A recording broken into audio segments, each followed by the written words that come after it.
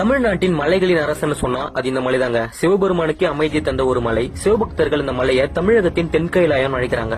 நான் சொல்ற இந்த பிரம்மாண்டமான மலையோட பேர் வெள்ளையங்கிரி. இந்த 2024ஆம் ஆண்டு இந்த வெள்ளையங்கிரி மலையை நீங்க ஏறணும்னாக்கா கண்டிப்பா இந்த வீடியோவை சேவ் பண்ணி வச்சுக்கோங்க. இந்த மலை அமைந்திருக்கிற இடம் எங்கன்னு பாத்தீங்கன்னா கோயம்புத்தூர் மாவட்டம் பூண்டில தாங்க இருக்கு. இந்த வெள்ளையங்கிரி ஆண்டவரை நம்ம தரிசிக்கணும்னாக்கா 7 மலைகளை கடந்துதான் நம்ம சிவபெருமான பாக்குற மாதிரி இருக்கும். நம்ம வார்த்தையால சொல்ற மாதிரி அவ்வளவு சுலபமானது கிடையாதுங்க இந்த மலை. இந்த 7 மலைகள்ல ஒவ்வொரு மலைகளையும் நம்ம கால பதிக்கும் போது ஒவ்வொரு வித்தியாசமான அனுபவங்கள் நம்மளுக்கு கிடைக்கும். முதல் மலையை கரடு முரடான பாதைகளை கடந்து நம்ம மேல ஏறிட்டோம்னா அங்க வெள்ளி விநாயகருடைய ஆலயம் தென்படும். விநாயகரை வழிபட்டுட்டு முதல் மலை ஏறின உற்சாகத்துல 2வது மலையில சமதளமான பகுதியை கடந்து வழுக்கு பாறையில 2வது மலை முடிவடையும். 3வது மலையில பாம்பாட்டி சித்தர் குகை இருக்குங்க. இங்க சிவபெருமான வணங்கிட்டு கைத்தட்டி சுனில இருந்து உங்களுக்கு தேவையான தண்ணீர் வரும். இங்க தண்ணி புடிச்சு குடிச்சிட்டு உங்களுக்கு 4வது மலையில ஒட்ட சித்தருடைய சமாதி இருக்கும். இங்க திருநூறு எடுத்து பூசிக்கிட்டு 5வது மலை ஏற ஆரம்பிச்சோம்னா பீமன் கழி உருண்டை இருக்கும். நம்ம கடந்து வந்த 5 மலைகள்ல 6வது மலை தாங்க ரொம்ப முக்கியமானது. ஏன்னா இங்க ஆண்டி சுனை இருக்கு. நம்மளுடைய ஜென்ம பாவம்